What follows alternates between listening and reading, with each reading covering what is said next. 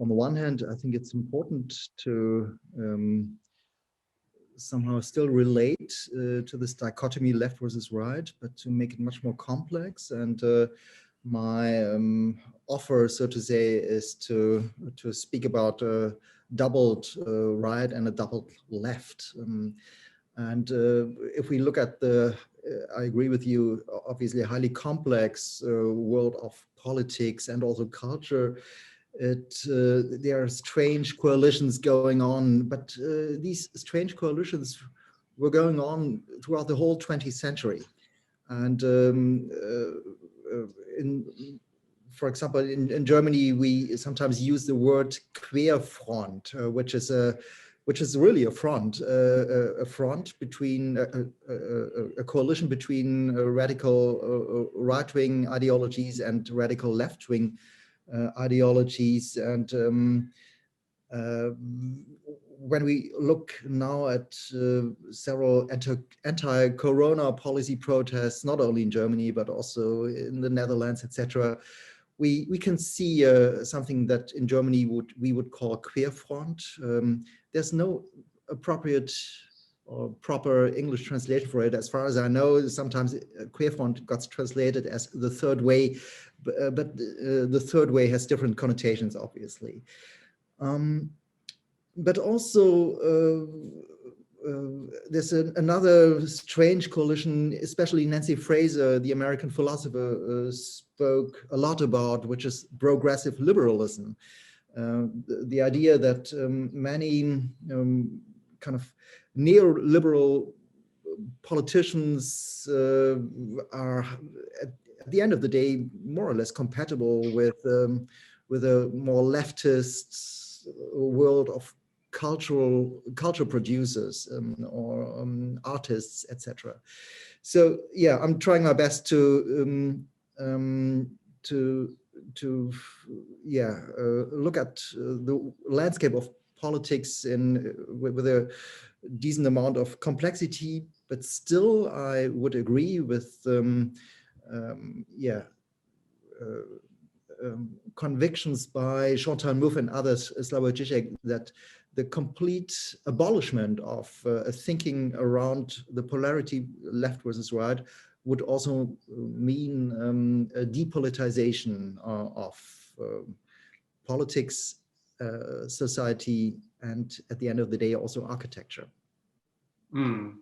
And when we look at architecture in that context, I think you've spoke a lot about and wrote a lot about connections and conversations that architecture has had over history with those ideologies. So if we are looking at the world where ideology is maybe less difficult to grasp, how does the space get produced in the kind of ideological sense in relationship to these kind of diluting political dogmas? Well, if we look at, for example, the history of the Siedlung, this kind of the village next to or in the outskirts of a bigger city, there's as we know, a long history of the Siedlung in the context of the garden town. At the end of the 19th century, but also if you look at the New Frankfurt in the early 20th century, which a long history is still going on, of course. If we look at the ideologies behind the Siedlung, we can sometimes really find an interesting coalition of ideologies stemming from more right-wing and more left-wing policies. There's in Germany, there are several settlements connected to the ideology of the Siedlung, which are linked to the idea of a debt-free society. And if you look at some of the protagonists, I mean, you suddenly are in the mid of anti-Semitism, which is obviously sometimes really difficult to connect to right-wing policies. So yeah, I think the settlement, the Siedlung, is an interesting example to tell a story beyond a simplistic ideology, conflict between left-wing and right-wing policies. And even if you look at contemporary UK, if we, for example, talk about Poundbury, I mean, it's a project, as we know, by Leon Krier, realized under the auspices of Prince Charles. And there's a strong anti-capitalist sentiment behind the whole project, which can be, of course, related to a more leftist idea, but and also the idea of a kind of ecological project behind it. We in Germany would quickly link a kind of ecological sensibility to a more leftist idea, but of course there are many moments in history, especially also in Germany in the 20th century, where an ecological sensibility is of course linked to ultra right-wing policies. And so I would contextualize Poundbury in a wider context of an or pseudo anti-capitalist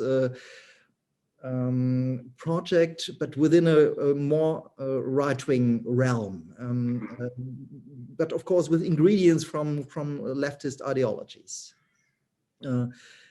Also, the British philosopher Roger Scruton can be positioned in that field, obviously a close friend, as far as I know, of Leon Krier. It feels like we're in a soup that is very difficult to work out what the ingredients are. And I'm just wondering whether you think perhaps we should strive for understanding complexity rather than finding an alternative paradigm. I'm not sure actually about that. I think it's the great thing about paradigms is that they can trigger a movement, and I think if we look at the last 3 or 4 decades, sometimes subscribed under the slogan postmodernism, yes. It's difficult to find a movement in culture, but also in architecture, a kind of progressive movement that also generates an idea of a better future. But I think if you want to generate a critical mass of a new paradigm, maybe it's good to come up with let's say a responsible form of reduced complexity. Of course, it's very easy and dangerous to fall in the trap of an irresponsible reduced complexity. But I think if you really want to move beyond a kind of neoliberal paradigm where every position is a market position that is basically contributing to the status quo, then if you don't like that, then you need a paradigm and an idea, maybe also a simplified idea of a better future. I think we lost that ability sometimes in the late 60s.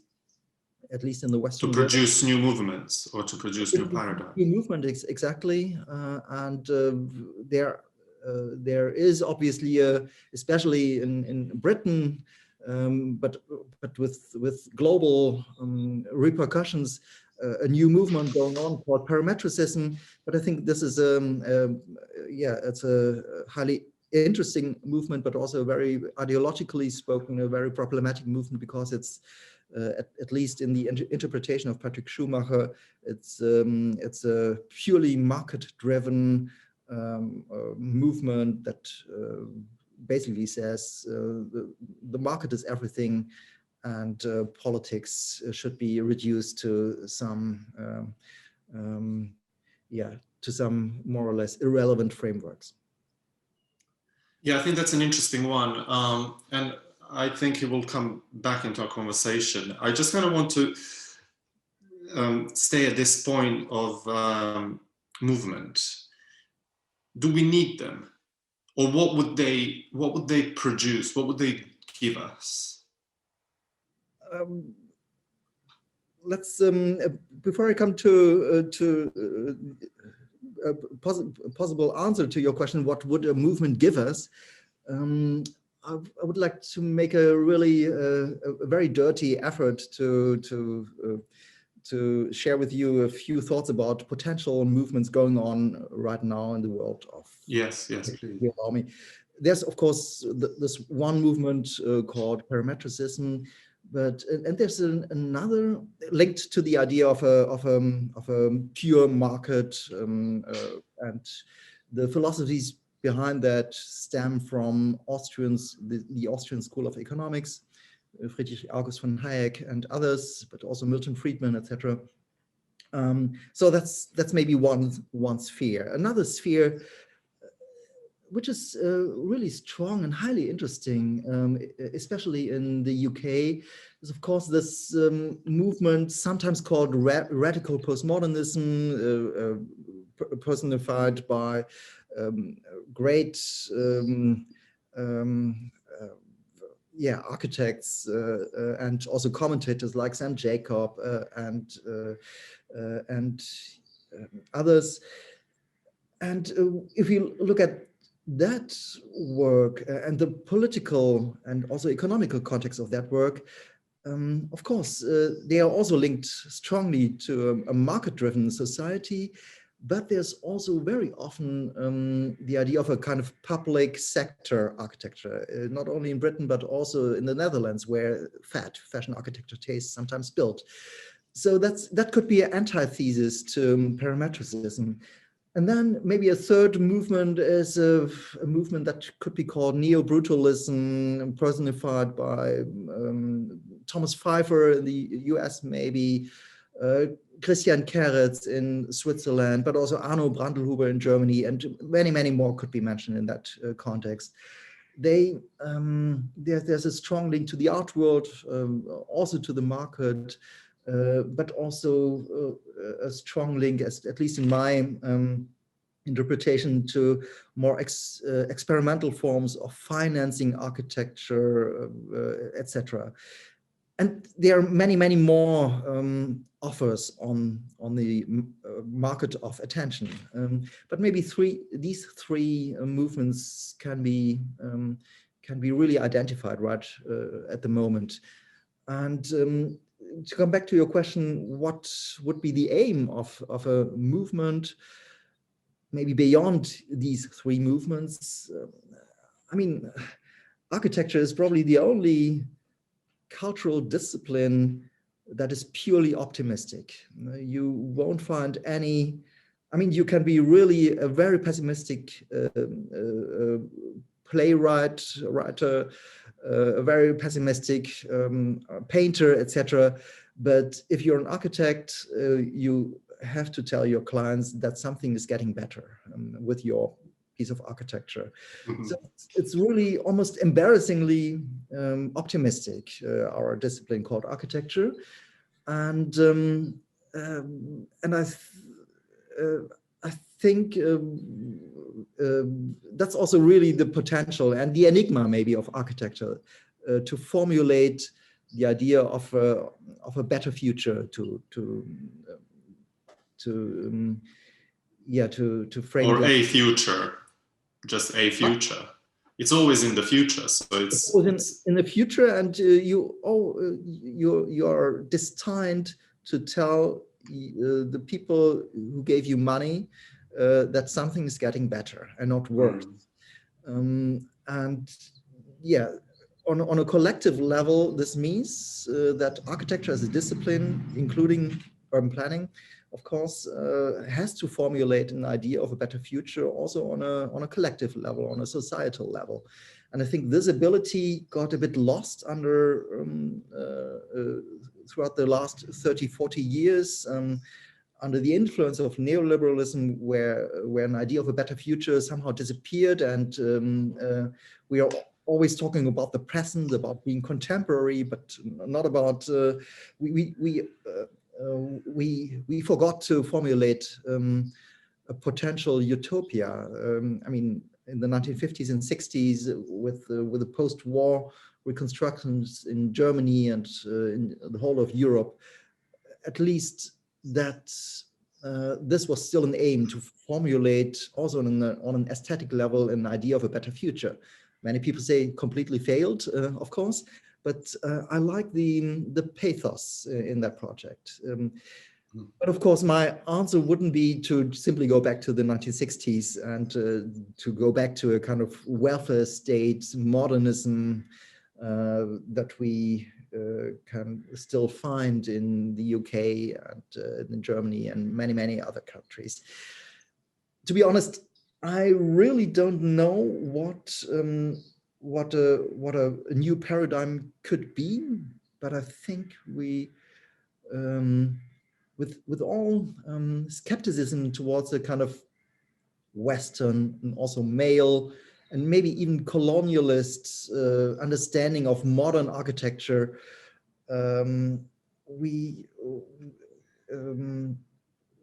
there's still something to learn from that period, and maybe we need to reframe many of the findings from that time under with a higher sensibility towards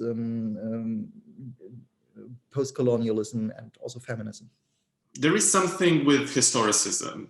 You know, you mentioned Poundbury, you mentioned Leon Krier, Prince Charles, and this relationship to the historical.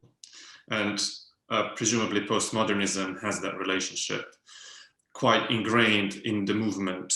In an interesting way, it's got that relationship to the past ingrained into the innovative aspects of the movement or of the kind of way of thinking.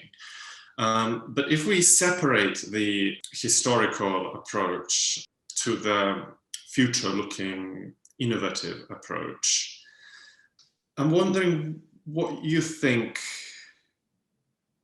that conversation looks like or feels like today. Is it purely associated to a movement or to a school of thought? Or do you think those relationships have changed and transformed in the ways they're manifested? So the relationship with the historical in relationship to the relationship with the innovation and the kind of forward-looking. Yeah, maybe it's a strange form of sentimentality on one side, but I really believe in movements that go a step, at least one step beyond a kind of liberal school of thought, where every position is there and there's an ongoing exchange, which is great, of course, and I loved every minute to study at a school of thought like that, the AA, where many positions were, and I assume still are, present at the same time, and find themselves on a terrain of enjoyable competition, but of course, this competition is becomes really existential when there's also maybe that sounds a bit irritating, but if there's at least traces of a will to power there, and I think when this element is there, then a movement thinks it is relevant to society.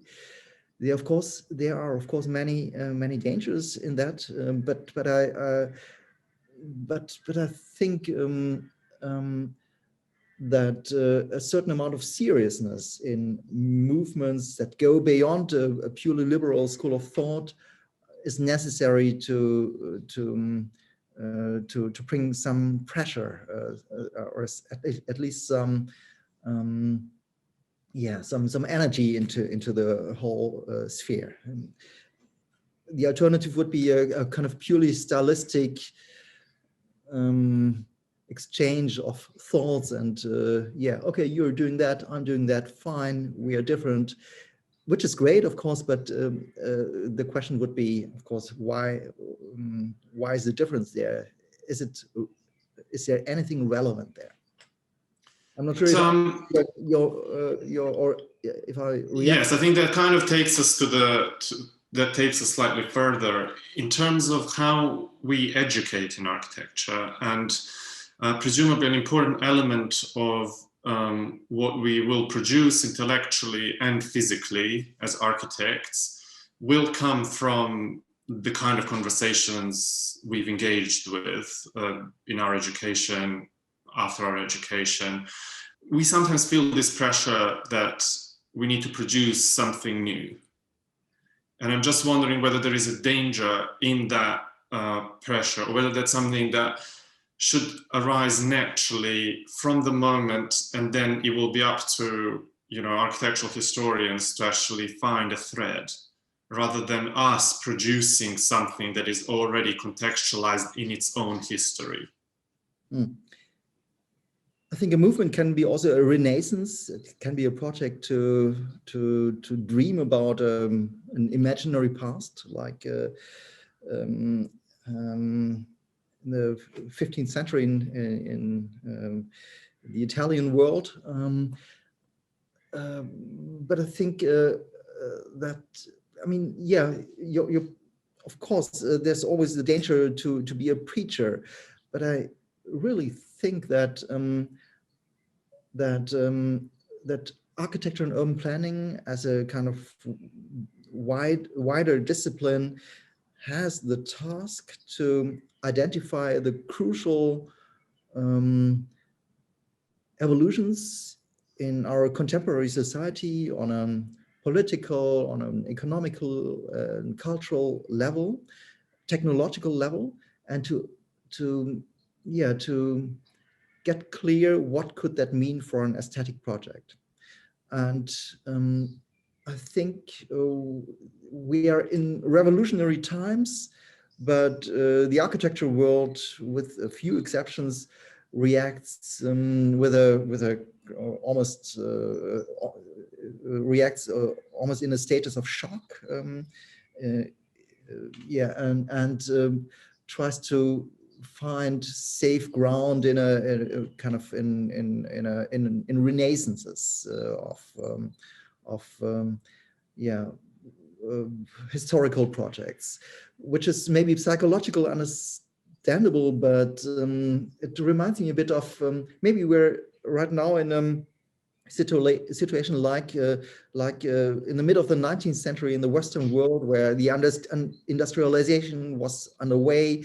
And in the UK and in other countries, the direction was arts and crafts. Let's go back to the medieval ages, or to kind of historicism a bit later. And kind of the message of the Industrial Revolution was only later identified with Werkbund and other projects. So I think we could be in a similar situation now with the digital revolution and many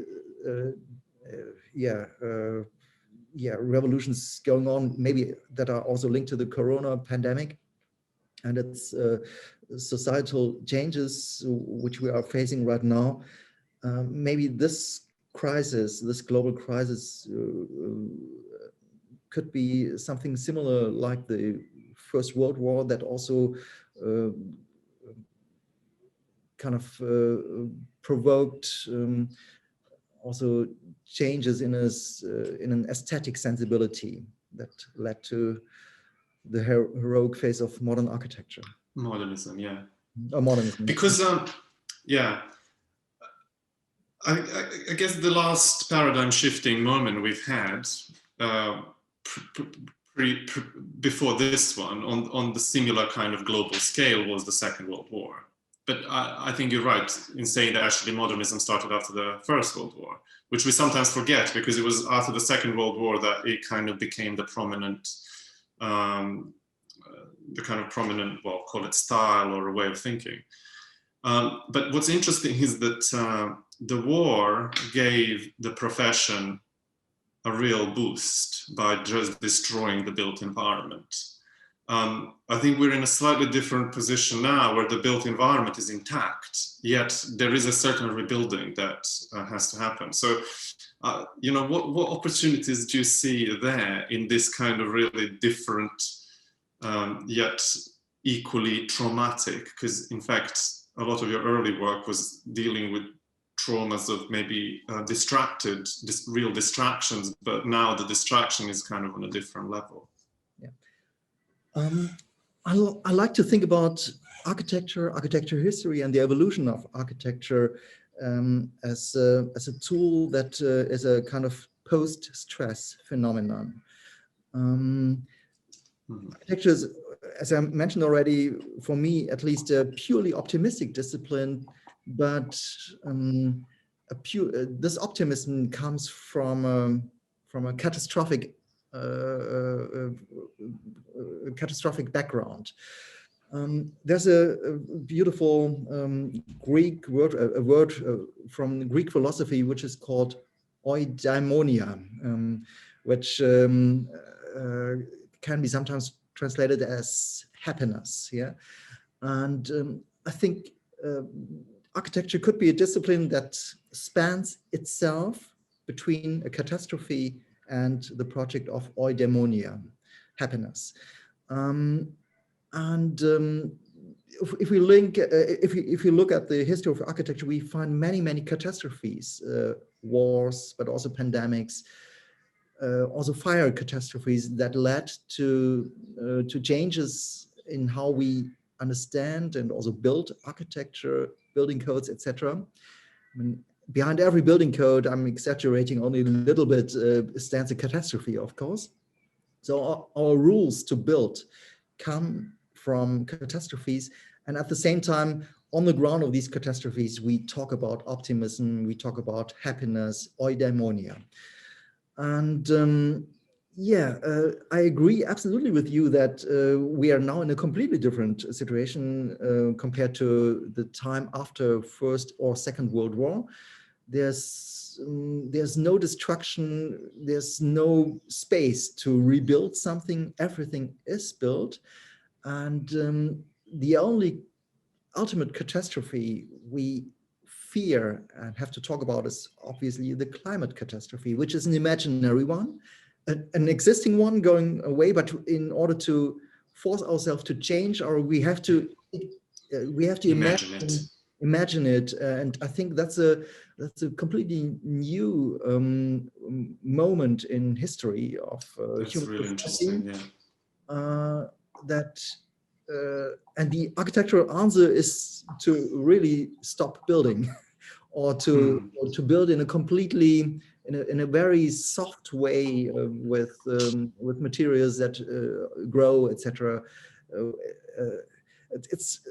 I mean, I mentioned before that one of the three paradigms we can maybe identify in contemporary architecture worldwide is a Neo-Brutalism, but we are in the mid of the death phase of concrete because it's so dangerous, let's say, at the end of the day for the climate. And I think this fashion of Neo-Brutalism is linked to maybe a fear that this heroic building material is there's the death knell around concrete, obviously always hearable. I do kind of, my first question that I've always kind of always wanted to ask you was, in a way, how did we get here? And it's a very open and broad question, but you know, how did we get here? How did architecture become a discourse and not a discipline that technically enables life? I mean, if we look at the history of architecture theory since Vitruvius, then architecture was always a discipline and also an invitation to talk about everything.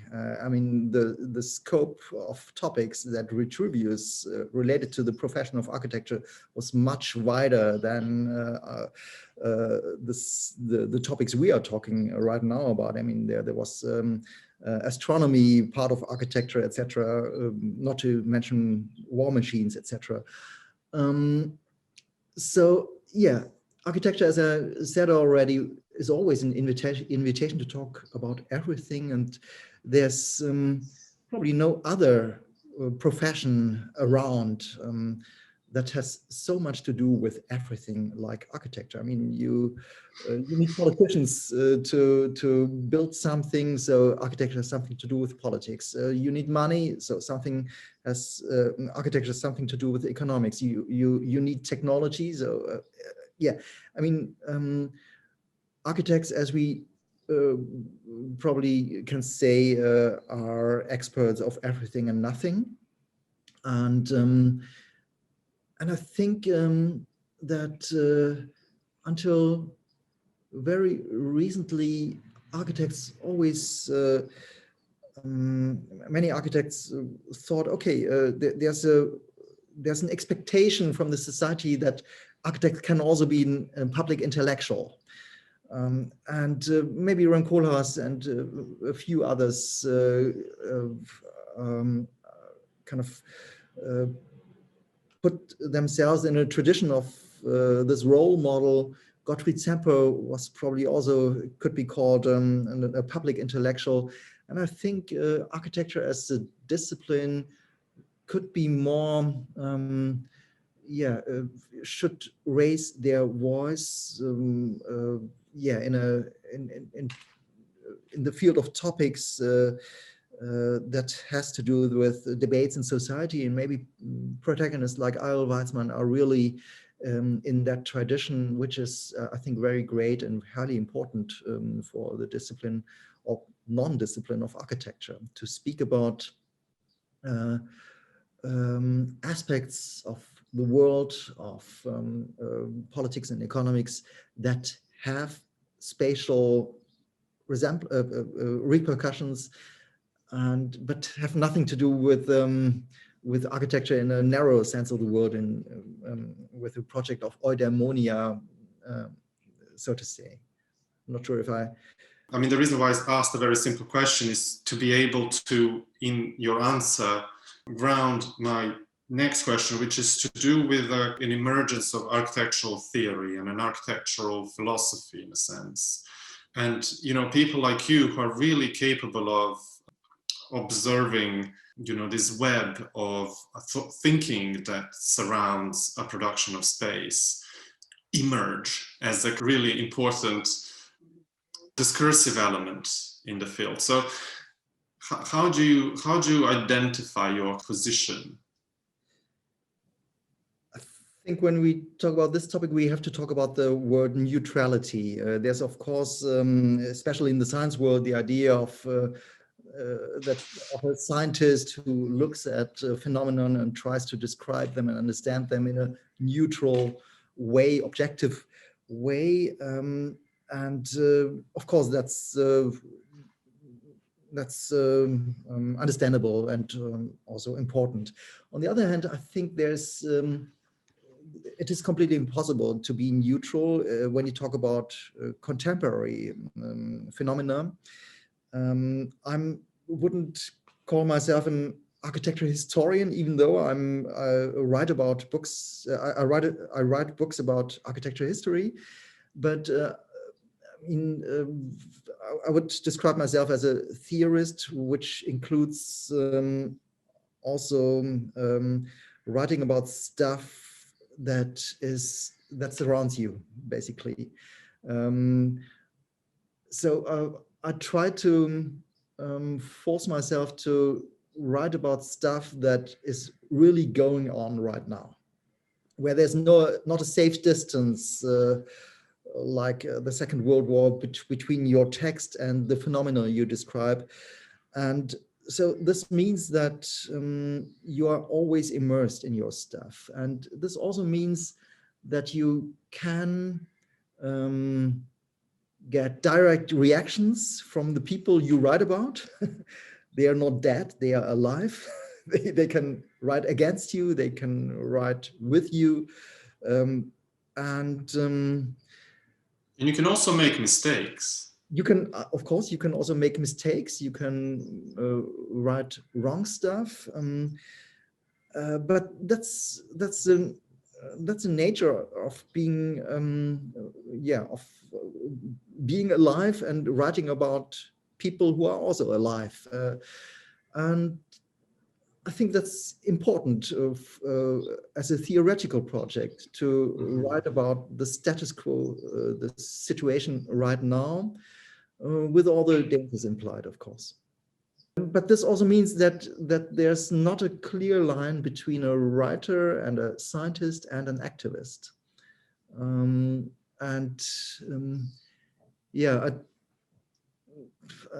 This can be, of course, questioned, but I try to make peace about it.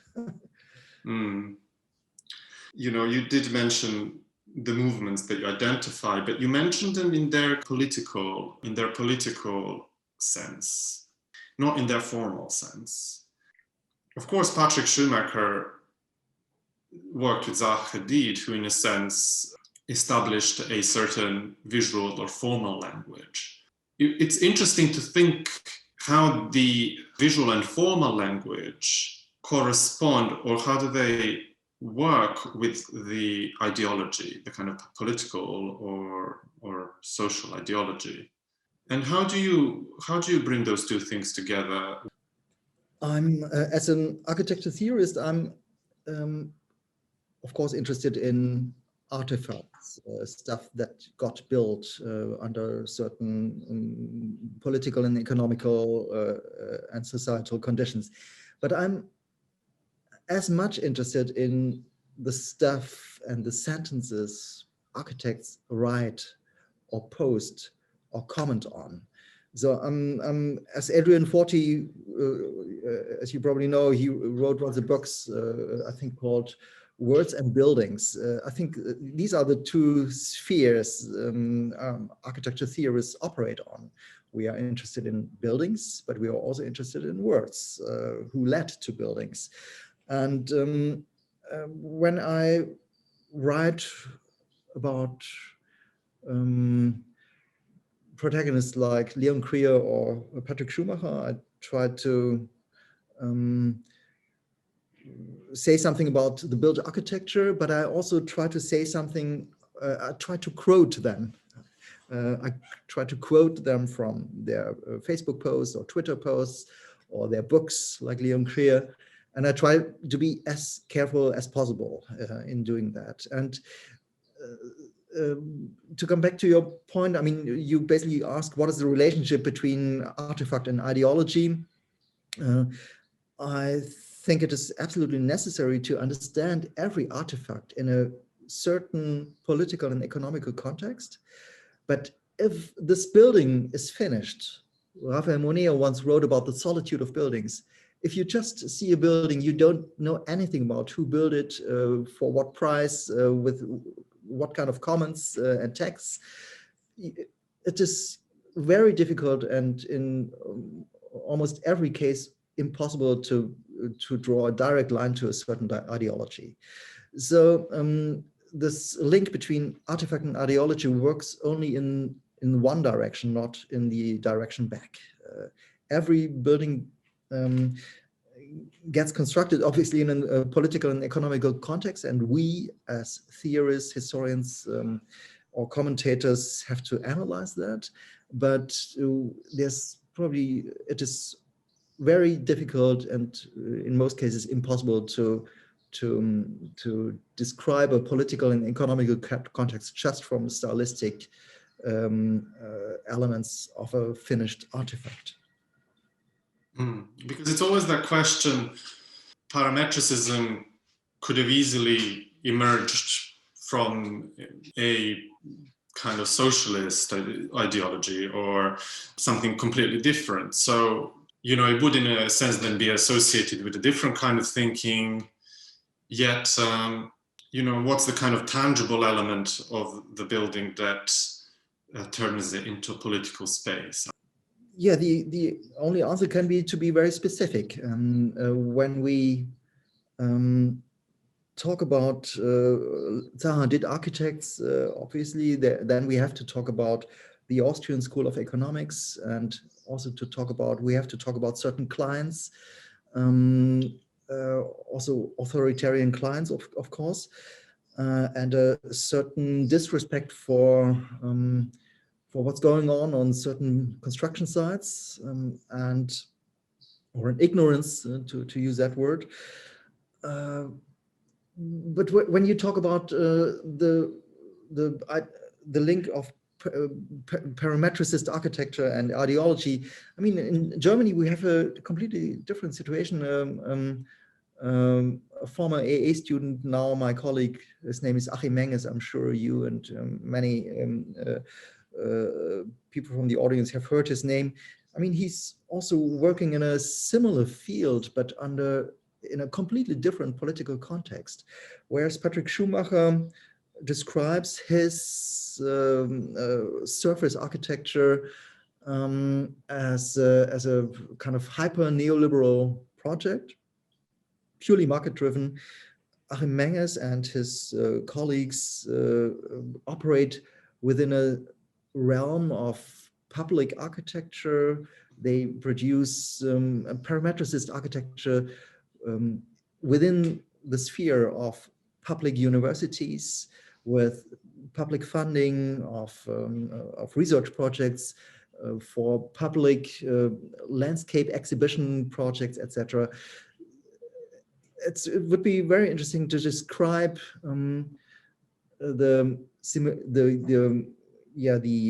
aesthetic similarities, but also micro differences between a market-driven and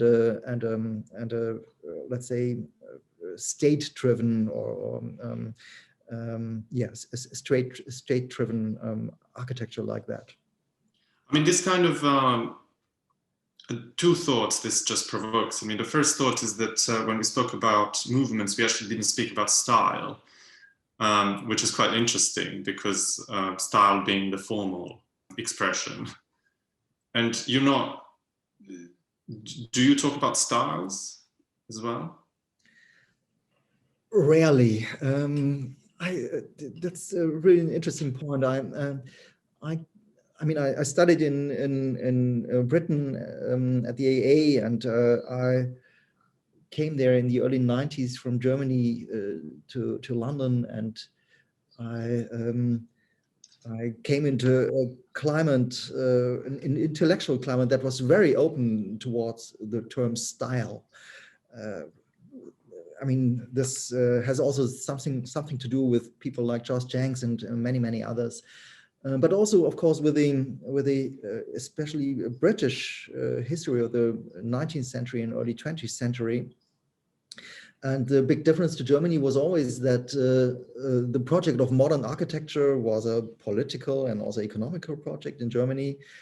And the narrative I learned in Germany is that this holy project of modernity in Germany, in Switzerland and beyond became a matter of style with Philip Johnson and the International Style Exhibition.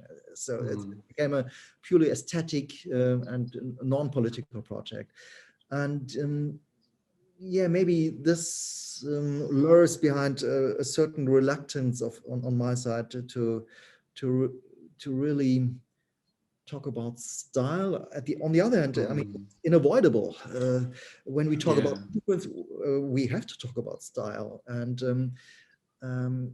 I think because style is perhaps a thing that transcends the boundary of the political conviction that are behind the movement. So, in Yugoslavia, for example, the modernist style was deployed to construct a communist country in a sense from the West? Yeah, I don't have a good answer yet why the term style is still so absent in the kind of German-speaking discourse on architecture. In contrast to a kind of English-speaking architecture discourse, as far as I witnessed it, and still I am still witnessing it. Yeah, maybe it's a certain fear to talk about superficial stuff, yeah, it's I mean, every architecture student also at my university here, we constantly hear Heinrich Hübsch's question from the 19th century: in which style shall we build? And we rarely think about what does this question mean for our contemporary situation. And that is maybe something that we can leave to the historians in the future to yeah. You know, back to the moment where I discovered your work, and I think it was your publication Exit Architecture, where I think, if I remember well, and it's something I tried to remember last night, you quoted Churchill, right? That's how Exit Architecture starts, where Churchill is addressing the destruction of the House of Commons and basically arguing that it should be rebuilt the way it was before, by saying that architecture, first we build architecture and then architecture builds us. And I think maybe it's within that quote and within that notion that we can discuss the importance of space as a tool that embodies certain political messages that can influence either our behavior or our, I don't want to say political views, it would be too obvious to make that, and probably impossible to prove a kind of connection. But I think a lot of your work is concerned with these relationships and how much they're actually really physically manifested. Mm-hmm. Yes, I would agree, but I see the force, so to say, of architecture and the spatial forces to somehow bring us to behave in certain directions. They have less something to do with the stylistic aspects of architecture, but more with a much more fundamental questions about topology, topological properties of architecture. Corridors, the amount of doors, the questions: how do you come from that space to another space, through which thresholds, all the border conditions within and outside the built architecture. And I think on that, if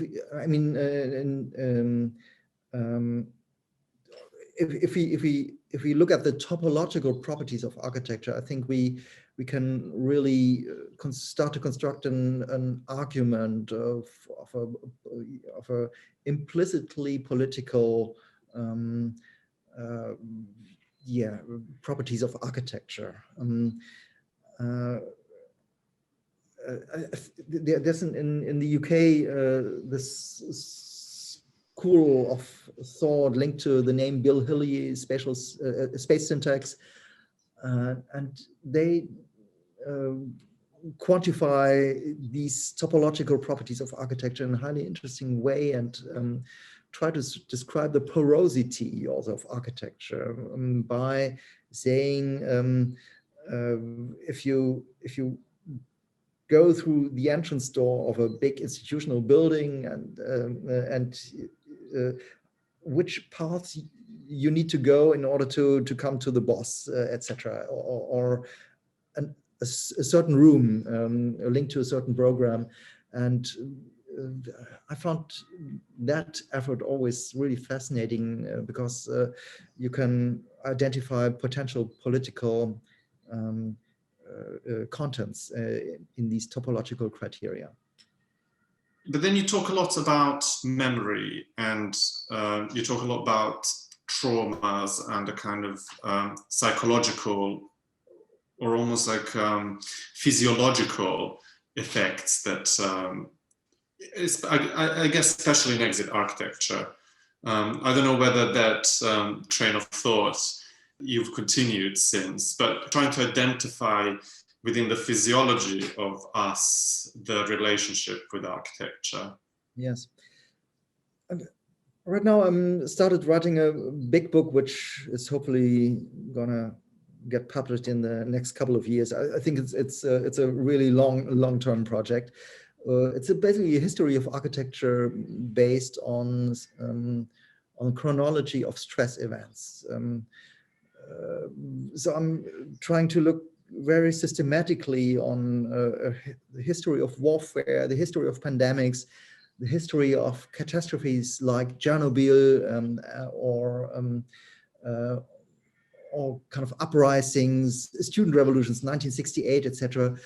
These collective stress events that shaped society and that also shaped architectural discourse in the one or the other direction. And of course, also the famous Winston Churchill quote, which is linked, of course, to the bombed House of Parliaments, gets reassessed in that context. So I'm still very much interested in the beginning of my first book, Exit Architecture. You mentioned it, and I try to turn this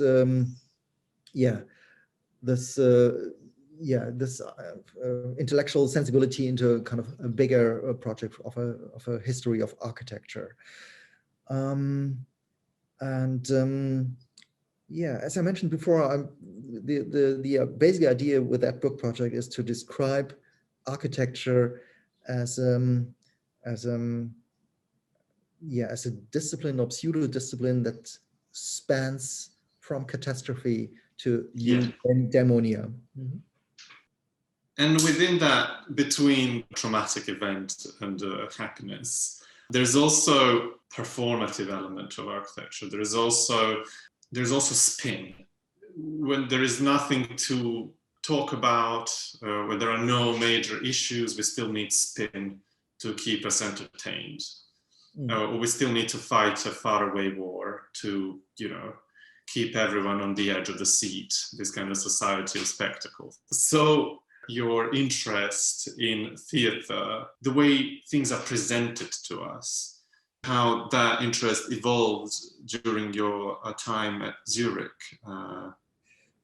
That's interesting that you, first of all, thank you very much for your observation. I actually never thought about that in the way you just described it, but I find it very interesting. Now, it is very surprising that you link this interest to my time in Zurich, to Switzerland. Well, I was always, I think, one of them, of course, on the one hand, highly appreciated, but still also underestimated architects of our times is Bernard Tschumi, who, as far as I know, never got the Pritzker Prize. And his kind of theoretical project, which has, as most of us will know, has something always to do with program, is always linked to not to boredom but to violence. There's a famous essay that I once translated into German, "The Violence of Architecture," written by Bernard Tschumi.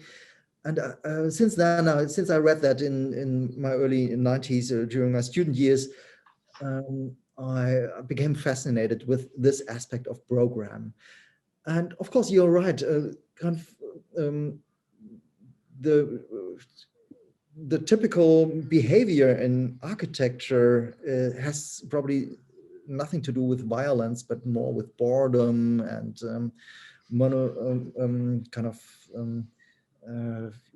with ultimate boredom. And that's also something that people like Guy Debord, the situationist, linked to the idea of Le Corbusier, which he criticized the architecture, the modern architecture, as a kind of invitation to have a very boring life in some satellite towns or modern architecture. And that's right. And I mean, you can find the proof for this criticism even in the famous last words of Vers une Architektur, which ends with the alternative architecture or revolution. And then the Magritte pipe painting is the last word of architecture, which is not revolution, but it is boring, modern Le Corbusian architecture. And I think for many people, this idea of eudaimonia, of an architecture of happiness, has something to do with just having a peaceful, maybe boring life in your garden, on a terrace or veranda of your architecture. And this, I try to have that on the radar, so to say. Yeah, and when I say architecture spans between catastrophe and eudaimonia, you can also say architecture spans itself from trauma to boredom. But I just started writing some mini chapters of that little book. Let's talk about that in 5 years or 10 years better. I taught and exhibition making, scenography, museum scenography, and I also did several exhibitions on myself, but it was always a kind of pragmatic tool to communicate something. Okay. And of course, architecture exhibitions are very often a tool for experimentation, stuff that later appeared in kind of bigger buildings, first appeared in architectures. So yeah, it's but I have to admit that I analyzed architecture more on that architecture exhibitions more in that pragmatic context. But saying that, I have to kind of go back and say no. I actually wrote also a little history of architecture as festive events, which are then obviously linked to collective stress events. Not stress events, but youth stress events. Yes. Stress that so the idea of that's interesting. It's perhaps the processing device from the stress event to the happiness. We're processing the stress event. Yeah. Mm-hmm. Yeah. And that processing is that festivity, and the spin is the kind of process of healing. And there are many histories of ornamentation which are linked, of course, to temporary festive elements that later became stone. Yes. You look at the architecture of Edwin Lutyens, for example. You still see the kind of this festive, highly colonialist, of course, and imperialist element of architecture that is decorative, but also tells us stories about moments of victory, colonialism, imperialism, etc. Yeah. I mean, in your work on Korridors, there is a real sense of exploration of isolation. And I'm just wondering whether the present moment and the last year of kind of introspection has shone a different light onto the work that you've done over the years, and whether you started to see some of the things you've done in the past, for example, your work on Korridors, in a different way. Not yet, to be honest. I always thought, okay, we experiencing the global corona pandemic was a bit like walking through my PhD, which became then the history of Corridor. one element I try to describe in that book is an idea that was, in my opinion, first described by Robin Evans, the British architecture historian and theorist, who described the early moments of a very strange appearance in architecture, which is called the corridor cell complex. So the moment in architecture when you didn't walk through rooms again through an enfilade to get from one room to another, but the moment when in certain building typologies you walked through a corridor and then opened exactly one door in order to get into a cell. And Corona obviously forced us to, I mean, the whole world became a system of cells, and sometimes linked with corridors and sometimes not. Even social media, Facebook feels like a cell complex. Nothing is happening anymore. Everybody sitting at home, and sometimes in homes where you really wished you would have a corridor and a room with just one door. But some people, some families, of course, are forced to live in highly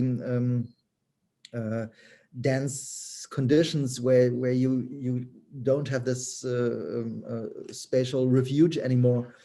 Yeah, so I thought a lot about my corridor, and I remembered also this one chapter. I'm just flipping through it actually, where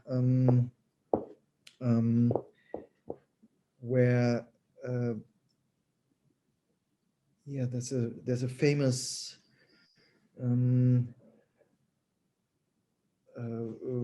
illustration linked to the name Jonas Hanway, the Magdalene House. I'm trying to show it here.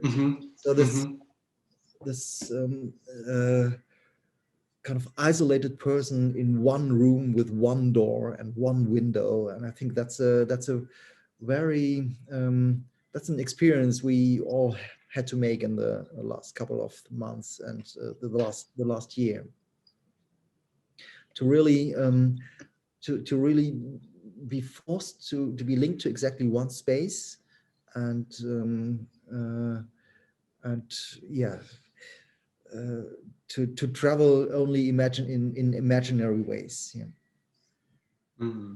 Though the digital environment has offered us a new spatial environment that is allowing even this conversation.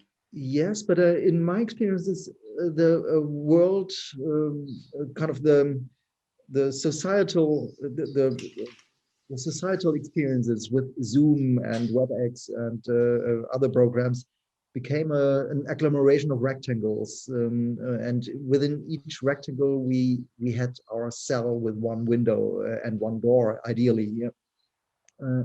And to my surprise, there were only very little efforts to reconstruct a kind of common ground, a common space that goes beyond the agglomeration of rectangles within Zoom, to formulate a kind of collective space also within these video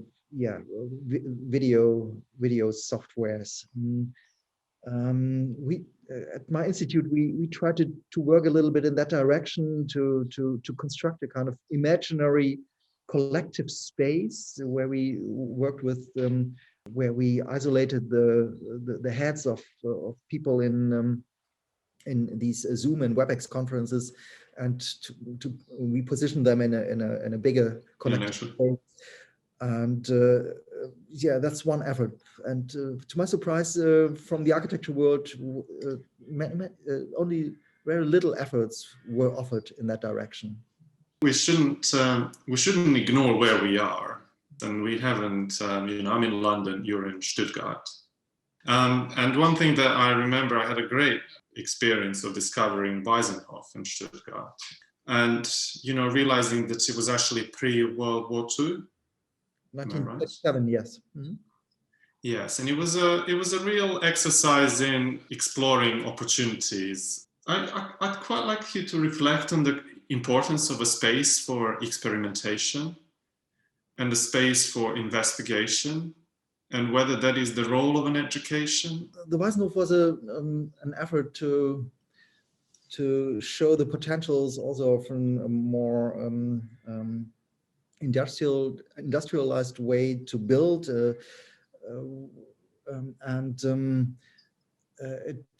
even though a few villas were built there, it was also an effort to at least in the buildings of Out and a few others, to show the potentials of a kind of a small-scaled way of decent living in a kind of limited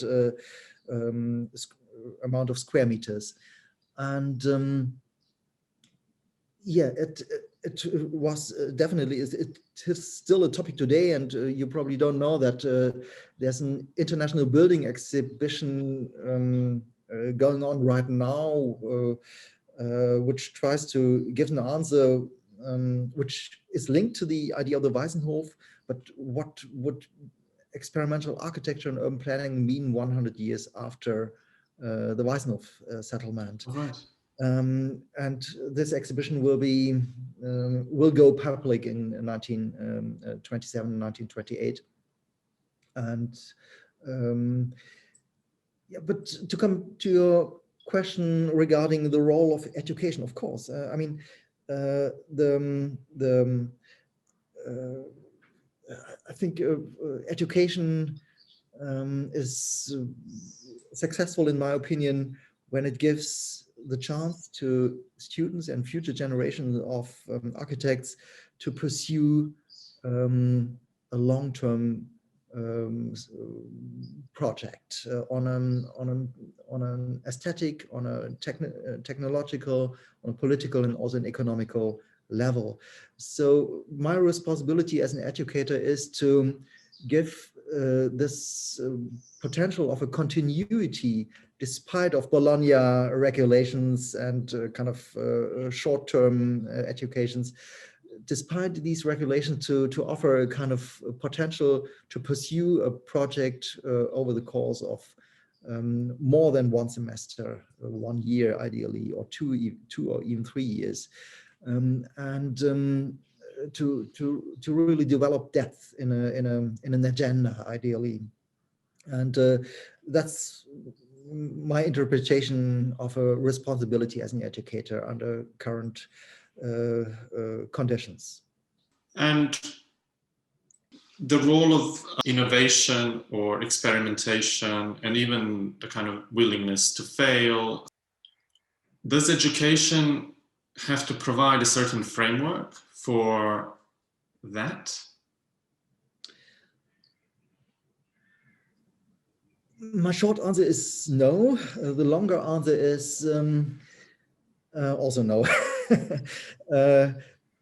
Because of course I try to be good to students and try not to force them to fail, but on the other hand, I really hesitate to provide comfortable frameworks for every students, and my whole institute has a bad reputation for offering too much space, which is also, of course, always an invitation to fail. And but I think this experience to deal with a free space of experimentation and also failure is very important to offer under current